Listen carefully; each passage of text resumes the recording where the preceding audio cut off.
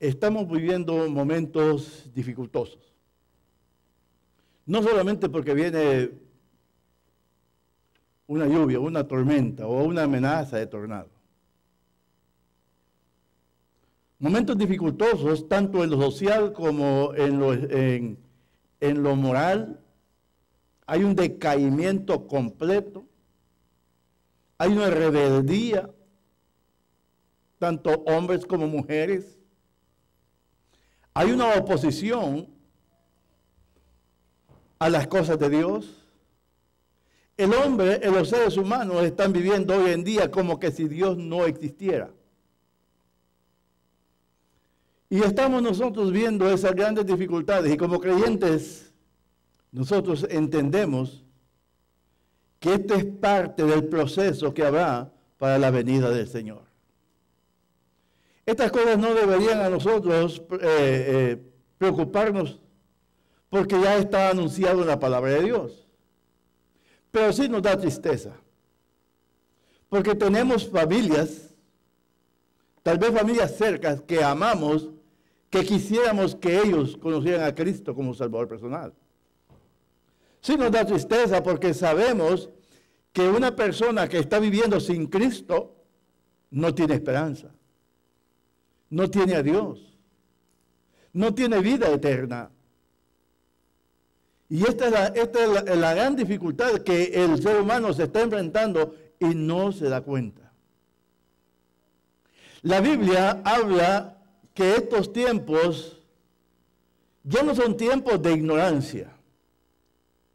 La ignorancia que habla la Biblia no es porque la persona no sea inteligente, sino porque desconoce aquellas cosas importantes por las cuales él o ella debe de estar preocupado.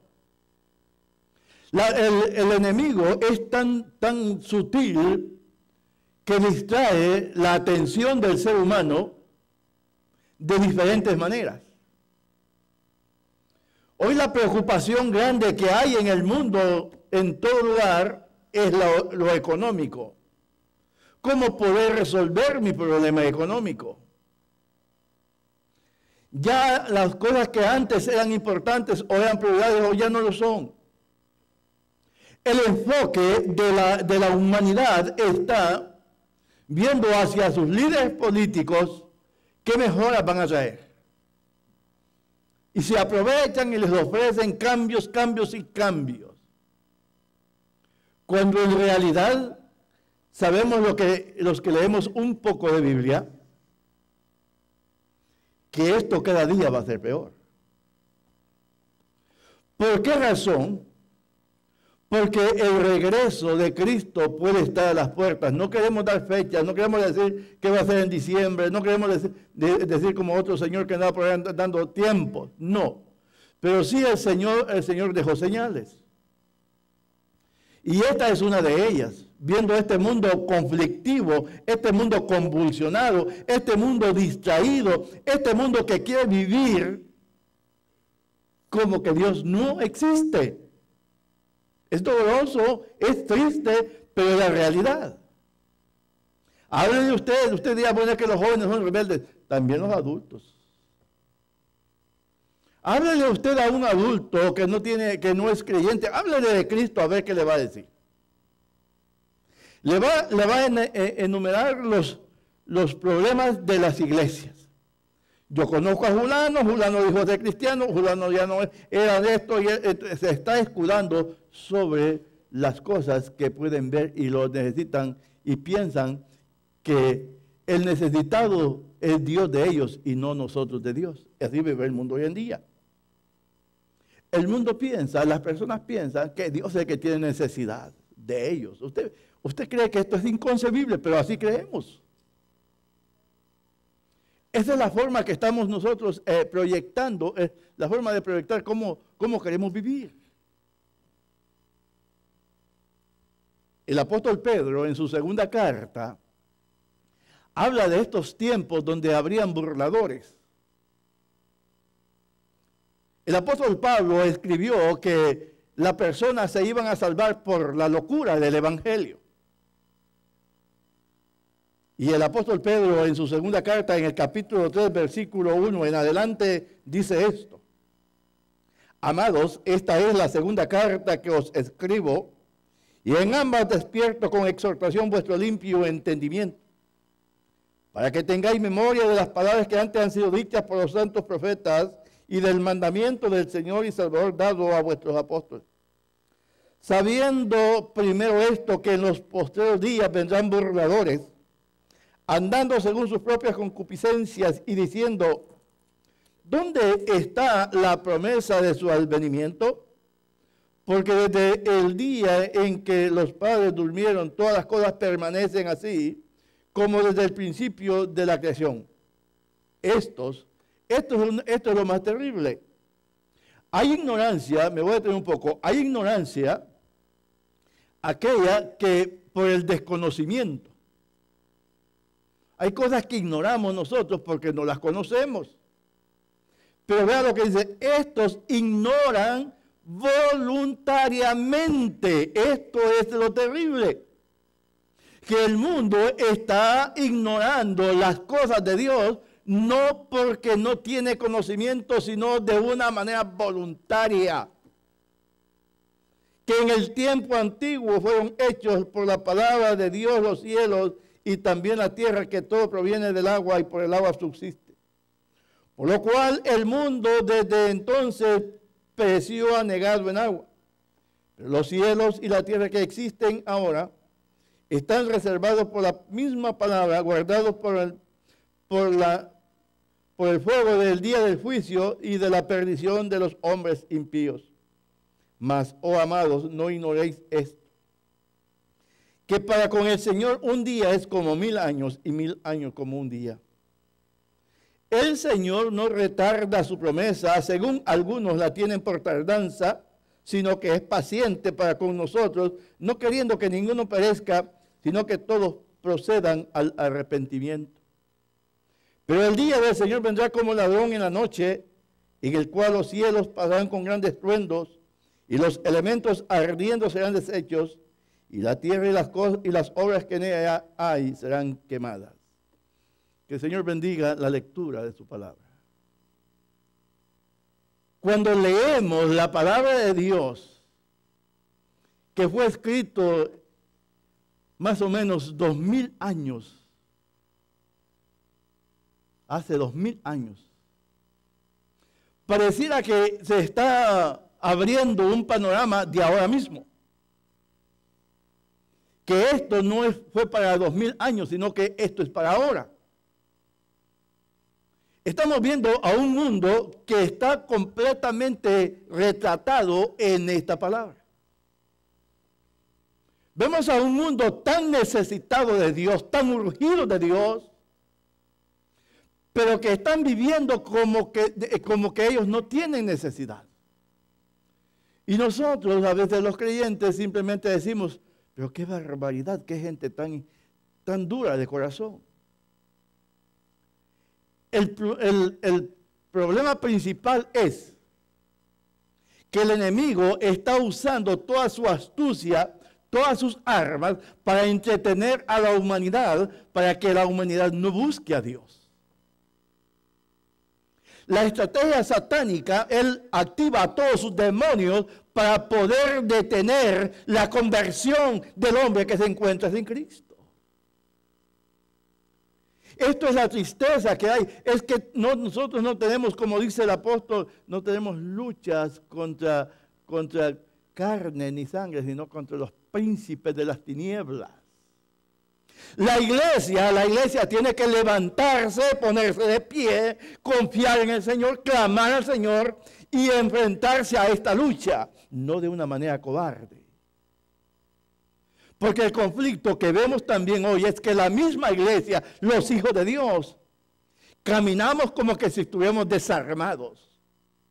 Queremos ir a la lucha, pero con garrotes como lo hacen y no con armas buenas. Estamos viviendo tan desprevenidos, tan despreocupados, conformados porque nosotros mismos ya no tenemos problemas, somos salvos, somos hijos de Dios, vamos para el cielo. Pero ¿qué de tu hijo que no conocía a Cristo? Pero ¿qué de tu esposo o de tu esposa que no conoce a Cristo? ¿Qué de tus padres que no conocen a Cristo? ¿Qué de tus hermanos que no conocen a Cristo? ¿Dónde pasarán la eternidad? ¿Dónde? Se hace un nudo en la garganta cuando pensamos en eso. Duele el corazón al ver la despreocupación que hay aún de aquellos seres que tanto queremos nosotros, que viven lejos de Dios. Otros hasta están dentro de las iglesias, aparentando vida cristiana. ¿Y qué pasará aquel día? Qué difícil será el momento cuando el Señor venga, tome a su iglesia y la lleve a estar con Él. La Biblia dice que ahí será el lloro y el crujir de dientes, ahí será, como quien dice, la realidad. ¿Dónde está la promesa de su regreso? Porque advenimiento, eso es lo que quiere decir. ¿Dónde está su promesa? Eso no se ha cumplido, 2000 años han pasado. Hoy en día anuncian, vienen tantos mentirosos y dicen, va a tal fecha, a tal hora el Señor viene, el fin del mundo se acaba, lo anuncian de esta manera. Ahora están esperando para diciembre, no sé, que el calendario maya y otros asuntos más que se juntan y dicen el mundo se acaba. Otros dicen no, es un cambio de etapa y todo el mundo le busca solución al problema conforme a lo que le interesa, a sus propios intereses. Muchas personas viven hoy en día pensando en eso. ¿Dónde está el regreso de Cristo? Pastor, todos los domingos usted me habla de eso y ya tiene 27 años aquí en este lugar predicándome y todavía usted me dice, Cristo viene. Es el mensaje. Cuando Jesucristo pasó a estar a los cielos y los discípulos del Señor estaban viendo ese momento tan glorioso, dice que se acercaron unos hombres, se le dijeron, varón de Galilea, Galileos, ¿qué están mirando al cielo? Este mismo Jesús que ha sido tomado entre vosotros, así vendrá. La iglesia descansa en la promesa divina de que Cristo regresará. Nuestra esperanza no se ha perdido, es una esperanza, todavía no la tenemos. Nuestra esperanza no desfallece. Nuestra esperanza se agiganta cuando vemos un mundo que está viviendo de esta manera. Cristo viene. ¿Y qué de nosotros como iglesia? Si el Señor no ha venido, porque la Biblia dice que Él es paciente para con nosotros, no queriendo que ninguno perezca. Usted dirá, bueno, el Señor, bueno, si a todos se les abre oportunidad. Pero aquí se está refiriendo a un grupo específicamente, aquellos que ya Dios ha escogido. No queriendo que ninguno perezca, sino que todos procedan al arrepentimiento. Es la palabra de Dios. Es lo que la Biblia dice. Esa paciencia de Dios profunda, grande, amorosa para con la humanidad, que aun cuando ve la forma soberbia, cómo se mueve, cómo vive, Dios es paciente. Y muchos piensan que son como muchas mamás. Yo no sé, disculpen a la mamá, pero siempre le están diciendo, digo, te voy a castigar. Y que te voy a pegar. Y te sigo pegando. Y te pego otra vez. Y nunca les hacen nada. Todos los niños ya saben esta historia. Siempre me dicen, nunca me hacen nada. Así es que voy a seguir haciendo lo que yo quiero. Dios no. Él es paciente, sí. Él, al ver al hombre que perecía y que no podía alcanzar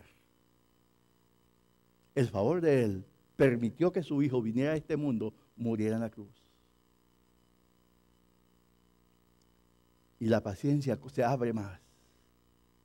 Los brazos de la gracia de la cruz están abiertos para que el hombre en su gran necesidad, en su profunda necesidad, vaya y busque a Dios.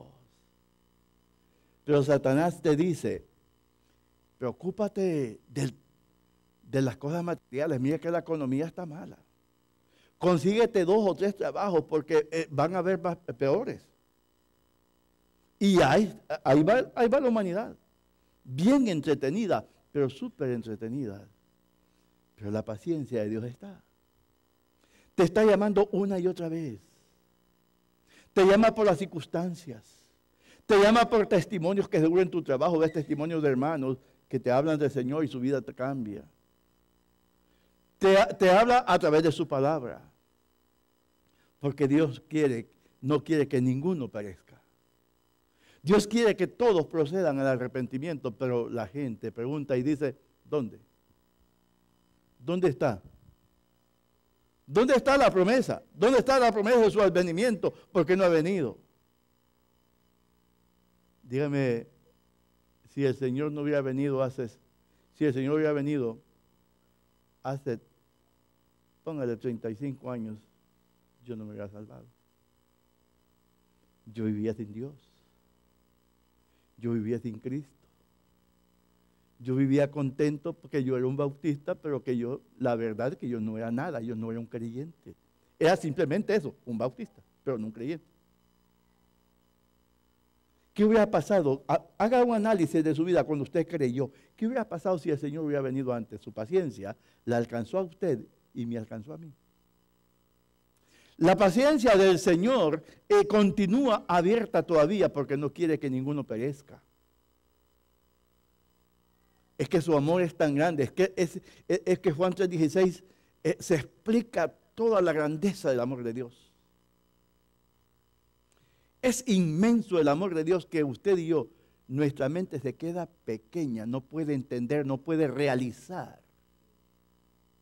ese amor profundo de Dios. Porque nosotros queremos realizarnos a nuestro propio pensar. Nuestra forma de actuar o de movernos o de hacer las cosas son de una manera precipitada. Siempre queremos hacerlo a lo ligero. Por eso es que nos gusta el café instantáneo, que usted pone caliente el agua y la saca de la boila, la pone así, aunque no sea tan buen sabor, pero usted hace su café inmediatamente. Porque todo lo queremos así, el tiempo que vivimos es así, corriendo, comemos casi parados y salimos y hacemos cosas. Es la vida que estamos viviendo hoy en día. Y así pensamos que todas las cosas deben de ser. Porque de esa manera es como nosotros creemos que es, pero Dios la ve de un punto diferente. Dios ve tu gran necesidad. Amigo, tú si estás aquí, no eres un hijo de Dios, no eres un cristiano. Tú no te identificas con el Señor de alguna manera. Déjame decirte, tienes problemas. Pastor, usted se le ha metido por decirme que tengo problemas. Tienes problemas. Mire, hay un muchacho que sus padres se quejan por violento, por rebelde.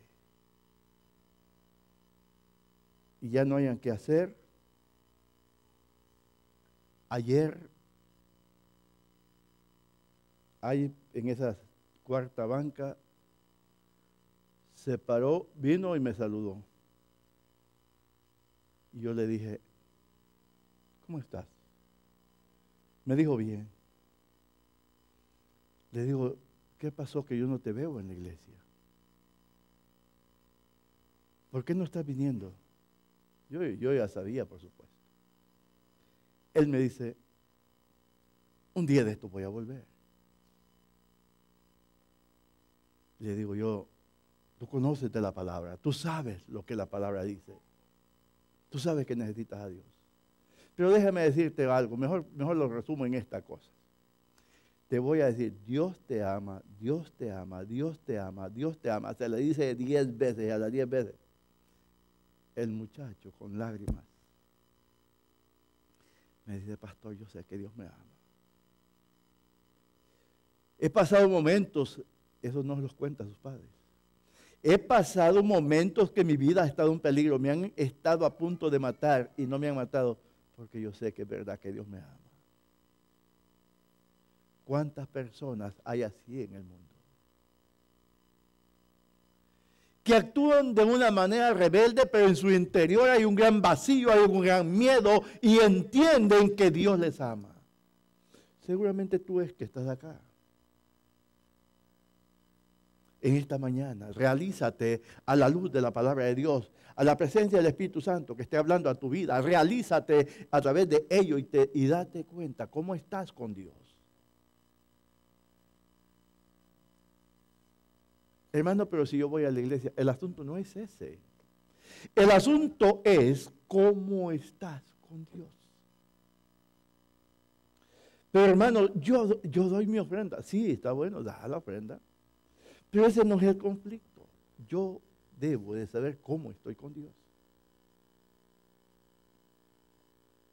Hay un momento que el ser humano llega a un punto que no haya que hacer.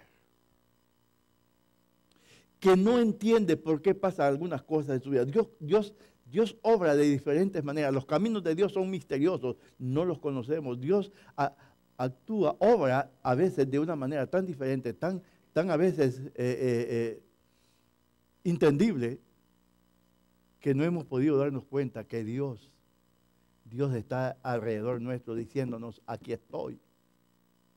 Algunas veces pasan problemas en nuestra vida y nosotros pensamos, resolvamos el problema y sigamos adelante, que aquí no hay más. Más adelante hay más. Y Dios a través de ese problema te está hablando. Te está diciendo, mira, ponte a cuenta conmigo. Levanta tu vista y ve que aquí estoy, te estoy esperando. El Señor no retarda su promesa, según algunos la tienen por tardanza, sino que es paciente con cada uno de nosotros, no queriendo que ninguno perezca. Dios en esta mañana está hablando a tu vida, está hablando a tu corazón y ha tenido paciencia contigo. Pero llega el momento que esa paciencia también llega a su fin. Dios le dijo a Noé, hazte un arca, le dio medidas, la forma, de todo cómo lo iba a hacer. 120 años trabajó Noé haciendo un arca. Y en cada clavo que metía en esa arca, Noé le estaba diciendo al mundo que le rodeaba que había un juicio. Y ahí estuvo Noé 120 años diciéndole que iba a llover y la gente dice, cosas de este viejo loco. ¿Quién le dice que llueve? Nunca había llovido. Nunca había llovido, pero la gente no creía. Haciendo un arca a un lugar donde no llueve, donde no hay ni ríos, se le está yendo el cassette. Pero llegó el momento que el arca se terminó. La paciencia de Dios llegó a su fin. Entró Noé y su familia y los animales. Y no cerró la puerta Noé. La cerró Dios por fuera. Y el juicio vino. Seguramente la gente pensaba que aquel hombre loco decía la verdad entonces. Tú que me ves en internet, en la televisión, alístate a tu encuentro con Dios. Dios no retarda su promesa según algunos la tienen por tardanza. Busca a Dios, confía en Él. No hay otro camino. Estaba cerrando para la televisión, pero yo quiero quedarme contigo aquí en esta mañana.